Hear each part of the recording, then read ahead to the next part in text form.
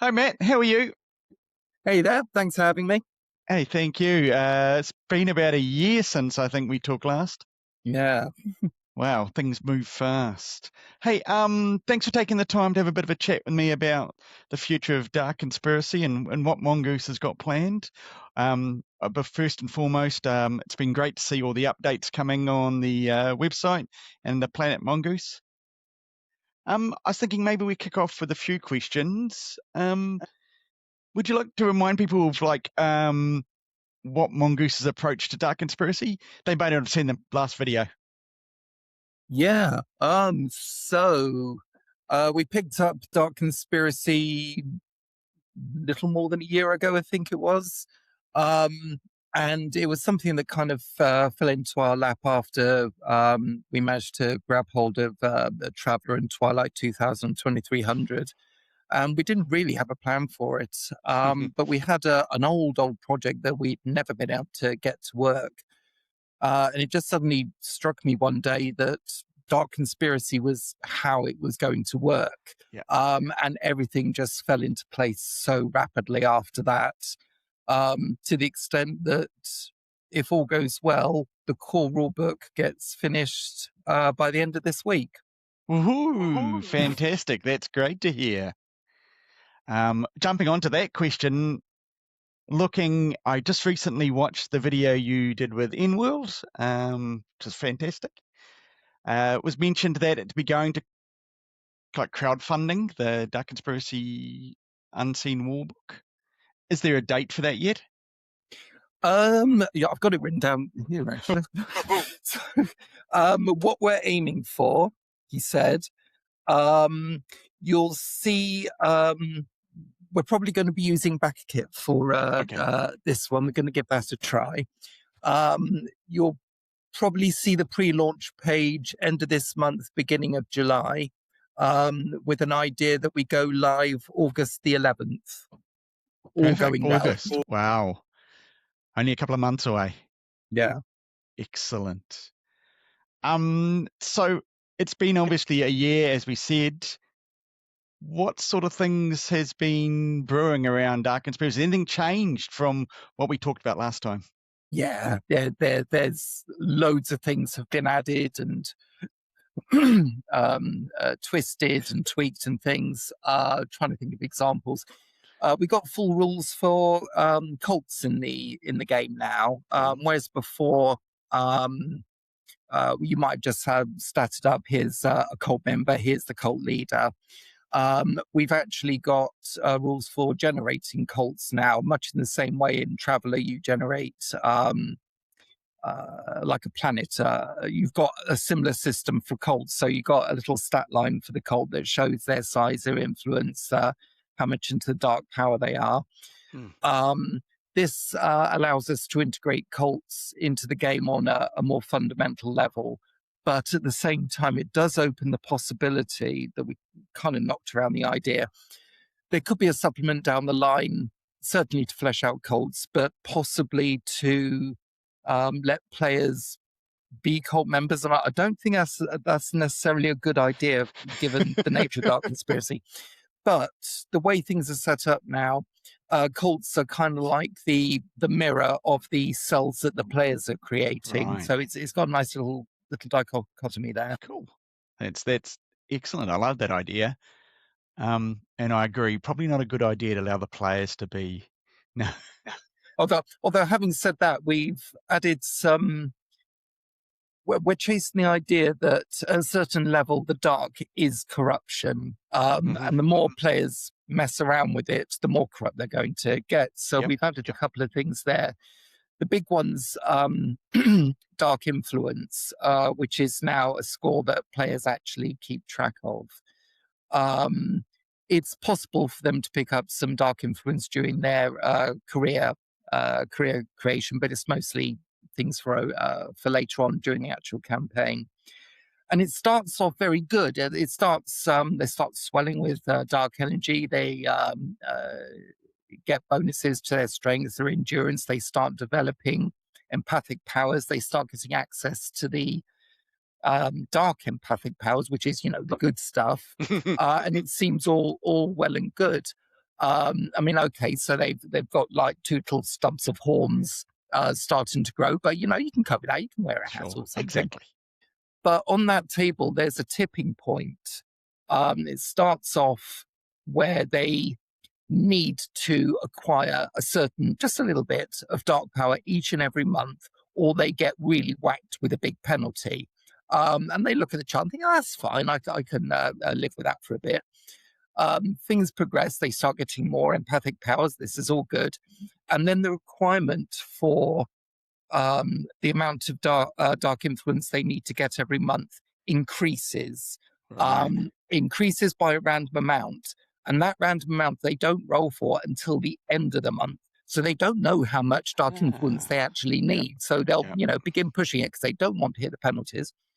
And at that point, they're on the slippery slope because they have to acquire more dark influence now. And this is where the bad things start happening. Dark minions start targeting them. They start fading from existence. And at the end, the inevitable end is that they will get physically dragged from this world into the dark dimensions, and that's it for them. Yep. So if they don't go questing for it, they'll enjoy a few benefits. There's a real feeling of skirting round the edges a bit. If they go full bore into it, they will be damned. There's no other route, and there's no known way to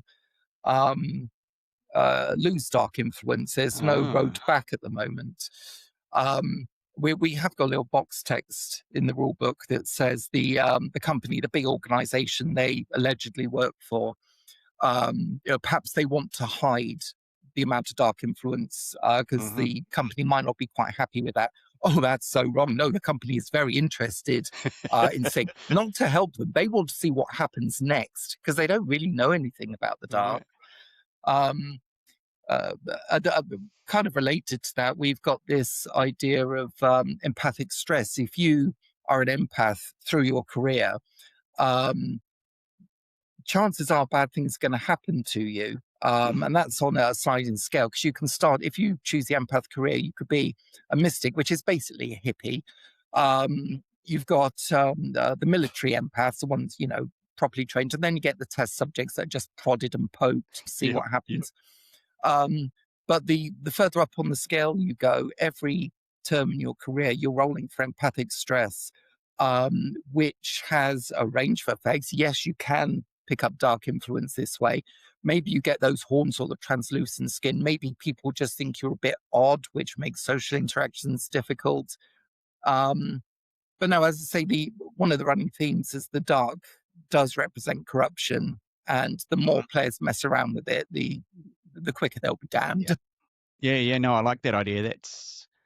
I think that works well with the whole, it's a horrible world and it's only going to get worse, not better, right? So, yeah, exactly. Well, given that this is part one of Dark Conspiracy, we've got another two core rule books coming. I mean, that'll be years down the line, but it will advance the timeline. And the second one, it's not going to be a happy world.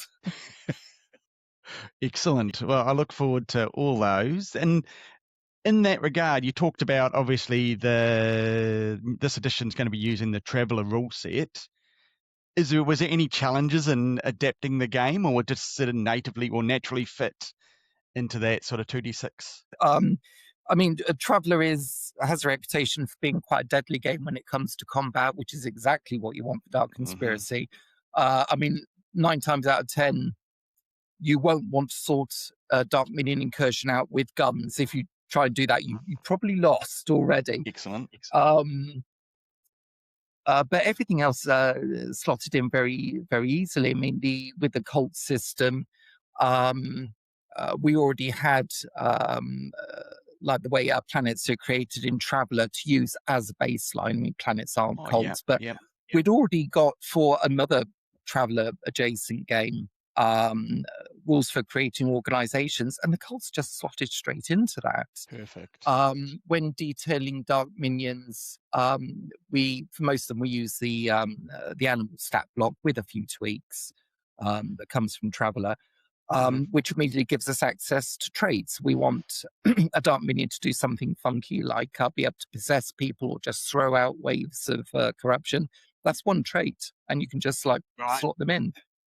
Dark empathic powers, they're based on psionic talents, rules-wise, but again, tweaked, twisted to fit Dark Conspiracy. So it'll all be very familiar to Traveller players, but at the same time, because it's a separate core rulebook, we can twist and tweak the rules to fit properly.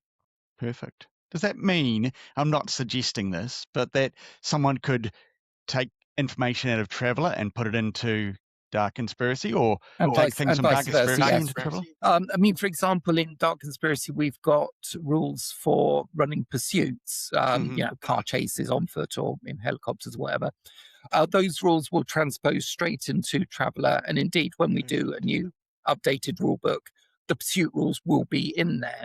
At the same time, for Dark Conspiracy, we've got the rules for trivial characters that we've been using in Traveller. So you got a MOOC or just need a quick NPC, you can do it in just one line now instead of having the whole stat block. So yeah, the two games feed on each other. Excellent. I probably see more Traveller games using Dark Conspiracy than Dark Conspiracy using Traveller, but you never know, right? You never know. Exactly. I mean, people have already pointed out that you'll be able to mix and match Dark Conspiracy with our new Pioneer RPG, and all of a sudden you've got like Event Horizon in space. Perfect. Yeah, cool. You talked briefly there about the new rules and things around Dark Influence, and I was just reading about that before and sort of reminding myself of what was mentioned there.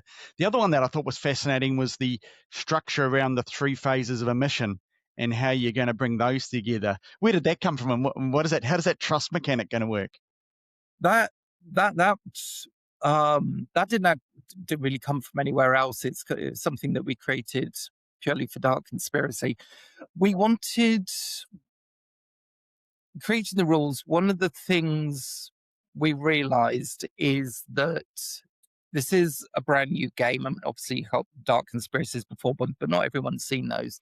And trying to explain to players how to actually play the game, to explain to referees how to actually structure missions, what should the game actually look like. So we needed kind of a template there. I mean, you don't need to use the that mission template at all, but it does make it very easy, especially for the referee, because you start off with a mission briefing, and not all, but a lot of the missions, the players will get this dossier. They'll get their instructions from the company.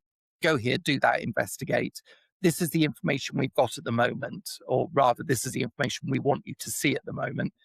And so they will have, I don't know, timetables and listings of security, the place, floor plans, which may or may not be accurate, news reports, and that they'll just get this little bundle at the start of the mission that they start going through. They already know what they're supposed to be doing, and this is kind of like the background info. So right at the start, all the referee is doing is handing them mission briefing, handing them this dossier, and then the players are just running with it. The referee doesn't actually have to do anything except answer questions, because the player's going to be asking, well, I've got this contact in this area. I want to talk to them to get some background information. And the referee's going to have a block of text in their mission explaining what happens. Makes things very easy to run to kick off, because it's being player driven right at the start. Yep. And as a lazy referee, I like that idea. Excellent. And into that, how does that trust mechanic work? Is that another meta currency, or is that? Yeah, you'll be building up trust through your career creation to begin with. And that is weighted depending on certain careers and what you do in the career. So somebody who's in the military or working as a high-end law enforcement or government agent will accrue trust much quicker than somebody who's, I don't know, working in the civilian field. If somebody is a world-renowned doctor, they will get more trust even though they're still civilian. So at the end of character creation, you've got a bundle of trust. It's all totaled between all the operatives. And that defines the kind of HQ you're going to get, which ranges from what we call the virtual HQ. Basically, they're working from their bedrooms and meeting in an internet cafe or something, right up to the underground military style bunker. Sorry. That's a good. Yeah, I mean, it's unlikely, unless they're aiming for it, that they will get either of those extremes. It's going to be something more in the middle, like in the, excuse me, someone's going to get that. Yeah. Thank you. Yeah. It's more likely they're going to end up in the basement beneath a shop or a pub or something, which may or may not be a front for the company. Or they're going to be driving around in a van that they're also sleeping in. But we had some fun mucking around with the types of HQs they can have. I mean, you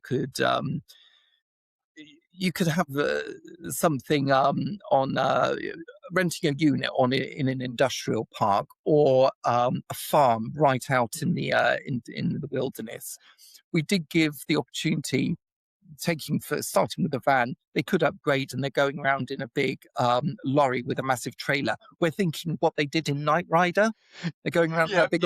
Yeah, you can do that. It's a mystery machine, right? Yes. But yeah, that's the first thing trust does is how many resources are plowed into your HQ, which is going to make your life easier or harder. But beyond that, the company, when you're sent on a mission, the company will always provide what it thinks you need because they want you to succeed. So if the company determines that this mission needs a helicopter gunship, you will get a helicopter gunship. If they don't, they think, well, no, everything in the HQ is basically all you need for this. We don't foresee any big problems here. But the players reckon there will be, and they want to request, I don't know, an RPG. Whether the company gives them that or not will be based on their level of trust. If they want to acquire new contacts and allies, it will be based on trust. If they want more information, they will need a lot of trust because information is the most difficult thing to get out of the company.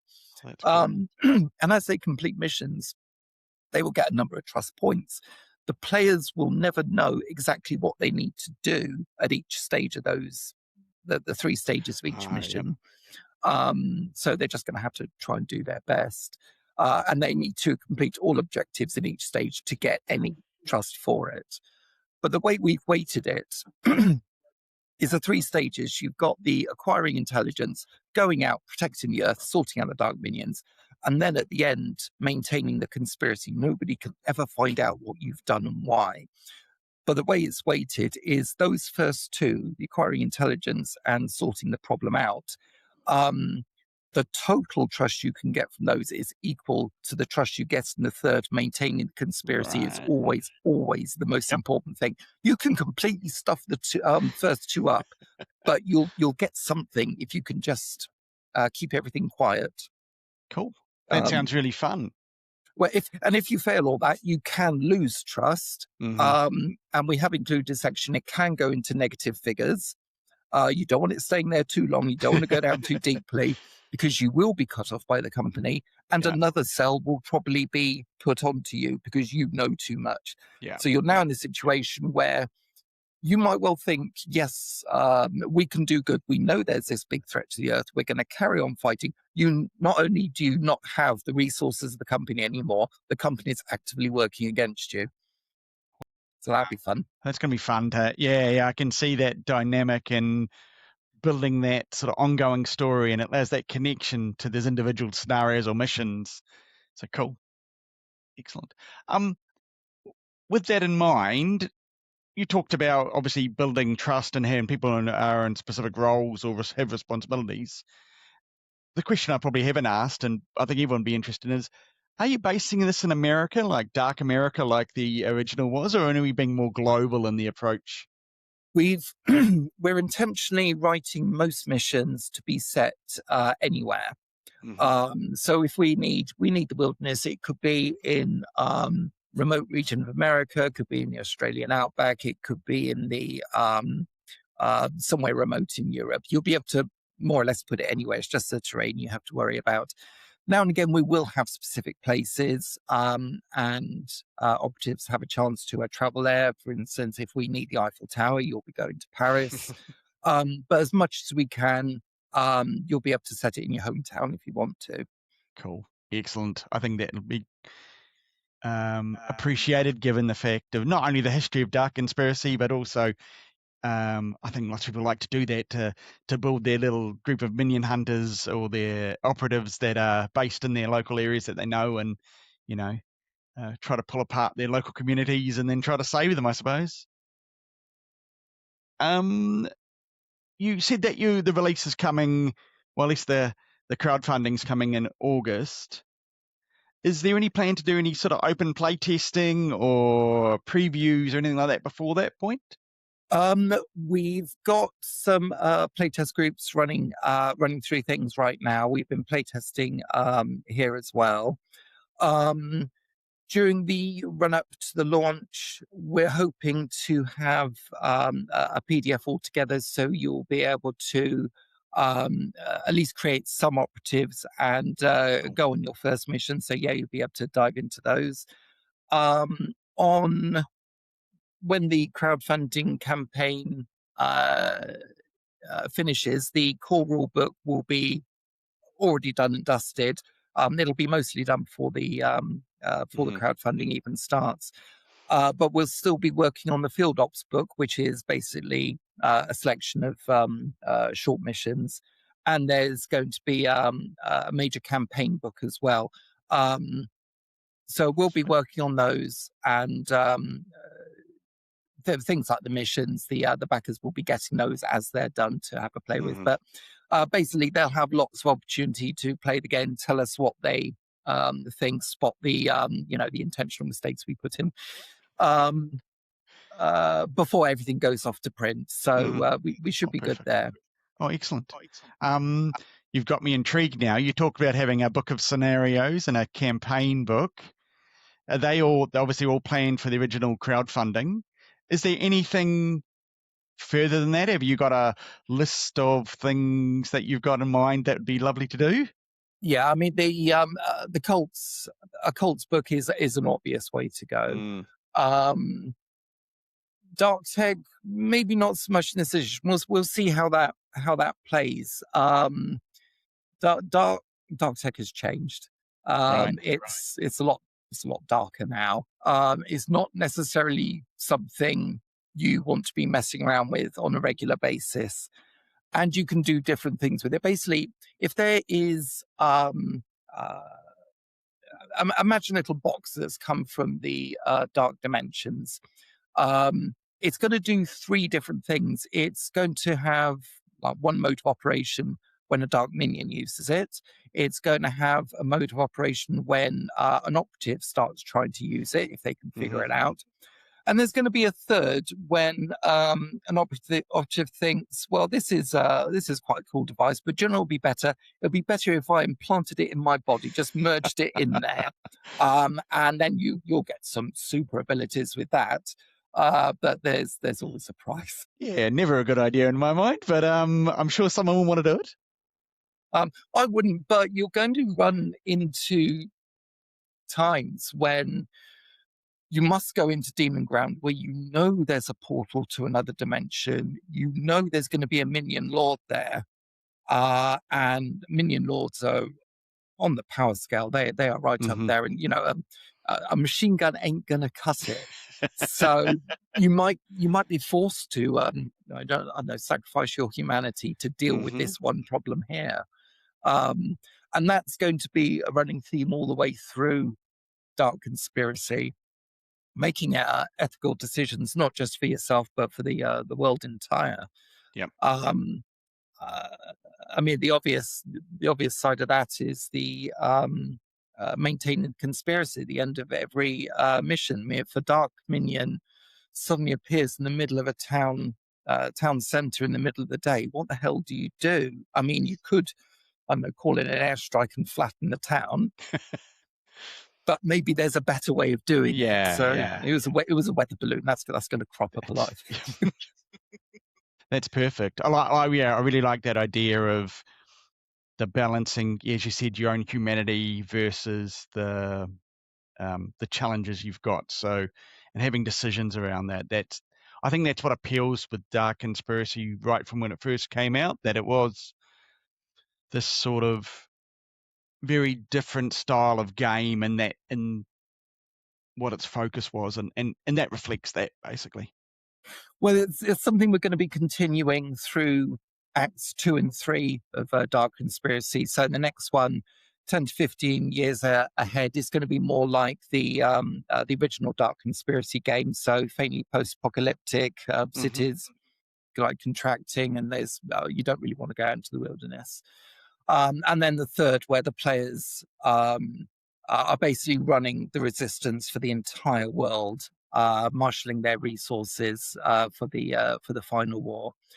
But by that point, they're going to be developing their own technology. It will be influenced by dark tech to one degree or another, and they might be able to save the Earth. That's not going to be canon, by the way. We'll set it up so you run through the third act, and maybe the Earth stands, maybe it falls, and that's going to be down to your players. But even if they do win, there's always going to be the question: at what cost? Are we still human now? Yes. Maybe they are, maybe not. Well, that's perfect. I think that's exactly what everyone wants from a Dark Conspiracy sort of game and setting. Yeah, they might be a little sad they've lost their character at the end, but as long as they feel like they've made a difference and done the thing they set out to do, I think that's a win. We want Dark Conspiracy to be played through different levels. So you can have we'll release one with the crowdfunding, a full campaign that you can play through over a number of months or whatever it is. But either side of that, you've got the one-shot missions. So you can play it as Monster of the Week if you just want to sit down and have a quick game. And if you are completely insane, you can start with this core rulebook, Act 1, and play through as an epic campaign all the way to the end, which would take a few years. But maybe that's what you're looking for. But you can do different levels. So you can play Monster of the Week, or you can put the deeper themes in there as well. Cool. I think that'll appeal then. Yeah, absolutely. Dark Conspiracy is one of those games I think everyone has heard of, that knows about, but this gives it a brand new flavor and a brand new way of playing, which probably aligns more to the modern way of gaming. You look back at the old, while we all love the old game, it's definitely got some rough edges. It did. The main difference is we felt the previous games lacked focus. They were a bit, what we called it kitchen sink, where you could put any mythical or supernatural creature in there. And we felt it needed a bit more direction than that. So, you can have your, leprechauns and ancient Egyptian mummies, but they're going to look and feel different. There'll be a through line. You can see that, yes, this is where the ancient myths come from. But you actually meet them. They're very different, a lot scarier for a start. Perfect. Yeah, no, that sounds really good, because that was probably the challenge with the original Dark Conspiracy. Everybody's Dark Conspiracy was their own version of Dark Conspiracy, and so therefore it was difficult to get the consensus at the table sometimes.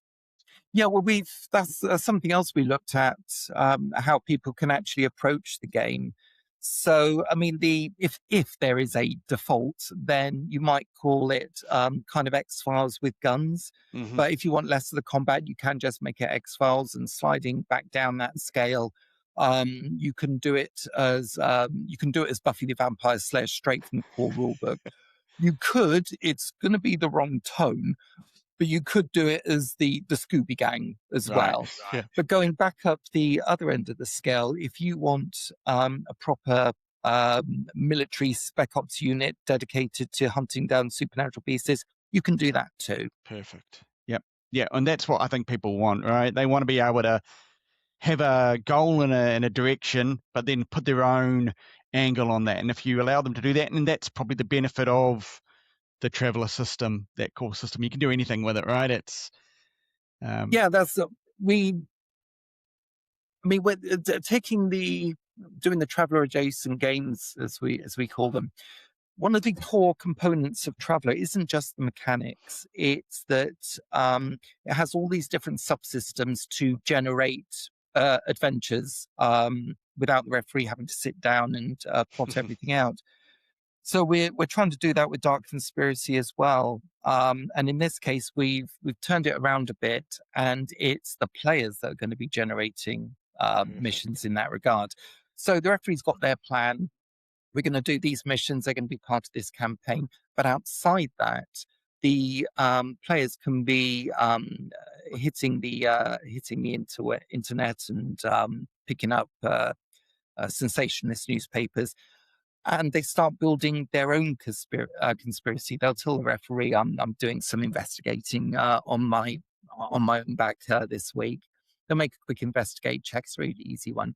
And the referee feeds them a random headline. We got a whole bunch of them in the appendix of this book. I don't know, they're turning the freaking frogs gay, or aliens built the pyramids, new evidence found. All the players get from the referee is that one headline. They acquire more headlines as time goes on, and we've got this chart that we call the conspiracy web. They start on the outside ring, and they arrange all these headlines so they into various categories. So you got like, this is an event, this is a location, this is a benefactor. But they've got to then narratively link all these headlines together into one conspiracy. They keep investigating and bring all those different things down to the center. At which point they've built the narrative. They think they've got a tight little conspiracy here. We know exactly what's going on, and they present that to the referee, who will be poking holes in it. And we've got some random elements where, well, this thing here, roll on a chart. Yeah, that's a complete red herring. You've got that completely wrong. But they can go away and patch up their conspiracy, present it again. And then the referee's got the tools to take what the players have proposed and build a new mission around it. So they can build their own conspiracy and then find out whether it's true or not. That's excellent. That's great. I think people enjoy doing that at the table, because I think one of the things I think I've enjoyed, and I know lots of people do enjoy, is, the role playing goes beyond what you're doing at that. It's building that world and creating your own version of what you've got within that narrative, as a sort of saying that you're the goal and your aim. So yeah, brilliant. I look forward to seeing that. So moving on to a couple of questions that I thought around the support in the future. Obviously, you've got future maybe adventures and campaigns they could do and lined up, and probably more importantly, as you said, expanding some of these concepts you've got. Was there any thoughts around doing something similar like the Traveller Aid Society that you've got at the moment for independent creation? It's way too soon for that. Let's see how Dark Conspiracy lands. I mean, when we first drew up plans for this, we wanted to make the Dark Conspiracy range quite tight. We didn't want like a legion of source books going over the place. We didn't think it needed it. So it's possible we won't actually do like a Dark Minion book. Like, here's a catalogue of all Dark Minion. We might not do that. I think the Cultist book is worth doing. There probably won't be an equipment book, because equipment's not really the point of Dark Conspiracy, at least in Act 1. Most of the expansion material, I mean, we're not idiots. If it sells like 300,000 copies out of the door, then we're going to need to do more books. But we don't want to like tip the balance too much. So there's going to be a limited number of source book and rule supplements, a properly limited number. And we're probably going to be looking more at the narrative of the game. So using missions and campaigns to do the world building. and the plan is to kind of do that on each stage. So Yep. you won't need a whole new bookshelf for the entire Dark Conspiracy range. It's going to be kept tight. That's good. I'm running out of space on my shelf, so perfect. One of the things that I was seeing that has come out for Traveller is fiction. Has there been any thoughts about doing dark conspiracy fiction? Well, it has been discussed. Again, it's way too early. The game's probably going to have to run for a year or two while we get to grips with and understand the world building that we're doing at the moment. Because it is a bit of a big kettle at the moment, and there will naturally be some ideas that survive gamers better than others do, and some things in the setting may become muted in the future. Other things rise up, and there's always new ideas that will be thrown into the mix. That's a good idea. I guess you are, as an organisation and a company, ultimately you've got to, produce and sell, and you're dipping your toes into the dark conspiracy pond, I suppose. But that's it. I mean, we know what the game looks like in our heads, but whether that survives contact with gaming groups, we just don't know. It might be that 90% of gaming groups want the military spec ops thing, or it might be 90% want a more light-hearted Buffy style. I think we will end up in the middle, but you never know. And if everybody starts rolling up characters that are basically one qualified person and the rest are just civilians, and they're working out of the school library or something, then we'll have to adjust to that. Absolutely. Well, I think that's a really good approach, given the world you're building and in everything and around that. And as I said, the challenge is obviously economic realities of the world. You don't want to be going and creating millions of supplements that you're only selling to one person. So yeah, it makes sense to build and grow your version of Dark Conspiracy, the future of Dark Conspiracy, the way that yourselves and the players want to go to. So yeah. Perfect. While allowing people to go off piste and follow their own ideas, and that's why we made sure the core rulebook was so expansive in that. Cool. Well, I look forward to that. I was going to ask some questions about the next two stages, but as you've mentioned, it's probably a bit too early to be talking about what the future holds for Dark Conspiracy in that way. They're not written yet. At the moment, each has an outline of about a page long, so we know where the direction's going. We know there's not going to be a defined canonical end. It's just more case how we get there. I mean, we know the themes we want to explore, but those will be refined with what's happening in Act 1. And as I think I've mentioned before, in Act 3, we got the players will be controlling the resources of the resistance to the entire Earth. We've got this mad idea that maybe the referee is doing the same thing, marshalling the resources of the Dark Minions. And so you've got a competitive element in there as well. I don't know how realistic that is, but it sounds rather fun. Yeah, that would be. Yeah, I could see that working in some levels, and others I could see it being quite messy. Excellent. Well, that was probably the end of my questions that I had. I will be a little cheeky. And is there any tidbits or anything else you'd like to share? Any secrets? Oh God, there's so many. I'm trying to let me have a look at that. Here we go. What we're looking at. See, right now we're just polishing off the basically the world building side of it. I can tell you, for example, for Dark Empathy, because they're based on specific talents, we needed some way of organizing all the dark empathic abilities, because you can't just have like 100 of them and say each dark minion has access to this one, because the sound block would be huge. So what we've done instead is arrange them into what we call esoterica. So you've got the dark esoterica that fairly low level stuff that every dark minion can, in theory at least, try. You've got the Royal Esoterica, which is what the big minion lords have access to, and that's rooted in controlling other minions and causing as much havoc as possible. But there's other esoterica like related to specific dark dimensions, for example.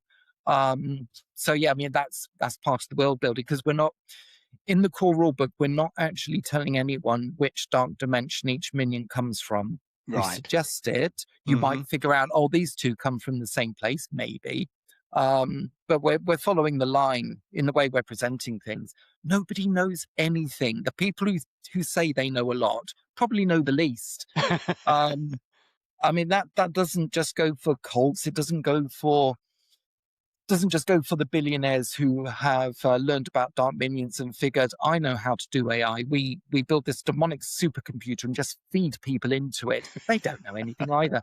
The company doesn't know anything. And the players certainly don't. So there's a lot of rooting around in the dark and figuring out how to tackle things. And then when the same thing doesn't work twice, you've got to figure out why. Excellent. Well, it sounds like it's going to be a hell of a lot of fun just to explore. I look forward to the crowdfunding coming. It's not that far away. No, we still got to get the video and stuff done. Excellent. Well, I'll leave it there. We've had a good chat. I'm sure I'll try and reach out again shortly, maybe before the You'll Kickstarter. Be more than welcome. And we'll go from there. Excellent. Thanks again, it's been Matt. fun. Cheers. Cheers. Thank you.